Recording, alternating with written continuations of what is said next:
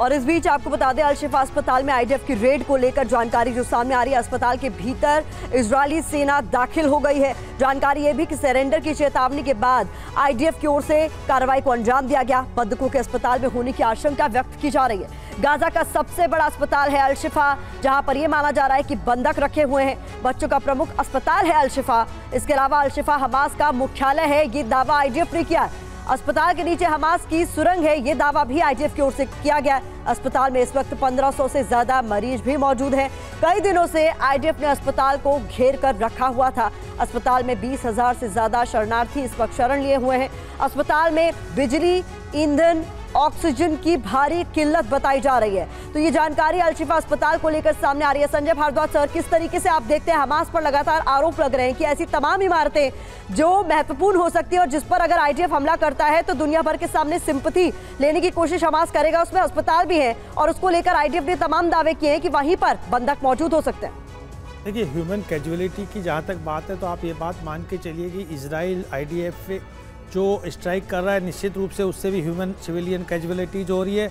लेकिन उससे बड़ा जो जिम्मेदार मैं कहूँगा कि हमास ने जो सिविलियन जो एरिया है, जो रिफ्यूजी कैंप्स हैं, जो हॉस्पिटल हैं, उसमें अपना अगर उन्होंने बेस बनाया है तो निश्चित रूप से ज़्यादा जिम्मेदार वो हैं, क्योंकि उन्होंने ऐसे बेस बनाया है कि जहाँ पे सिविल कैजुअलिटी होने के ज़्यादा चांसेज है। लेकिन वहाँ पर एक बात निश्चित रूप से आईडीएफ ने उसको एक टेक्निक के रूप में लिया है कि हम बहुत प्रिसाइज और बहुत सेलेक्टिव स्ट्राइक करेंगे ताकि ह्यूमन कैजुअलिटीज़ कम से कम हो। निश्चित रूप से बात मान के चलिए कि जो हॉस्पिटल के नीचे सुरंग बनाई हुई है वो एक बहुत बड़ा फैक्टर है जो इजराइल को और आईडीएफ को ये स्ट्राइक लेने के लिए मजबूर कर रहा है, क्योंकि इनका जो ये स्ट्रेटजी का पार्ट है। आपने बिल्कुल सही बात कहा कि इस तरीके की कैजुअलिटी होगी, बच्चे और मासूम मारे जाएंगे तो अरबियन वर्ल्ड और इस्लामिक वर्ल्ड में एक तरीके से गुस्सा उठनेगा और वो हमास के साथ खड़ा हो जाएगा। लेकिन मुझे नहीं लगता कि आतंकवाद का जो मंसूबे हैं वो अपने मंसूबों में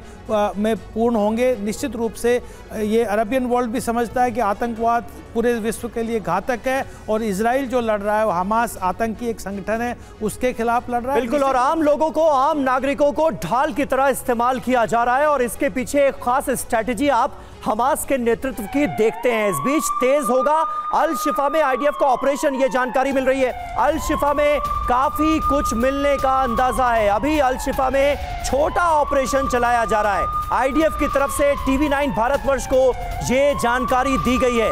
अल शिफा में घुसना एक बहुत बड़ी चुनौती है हमारे लिए भी, ये मुश्किल ऑपरेशन है, ये आईडीएफ ने माना है।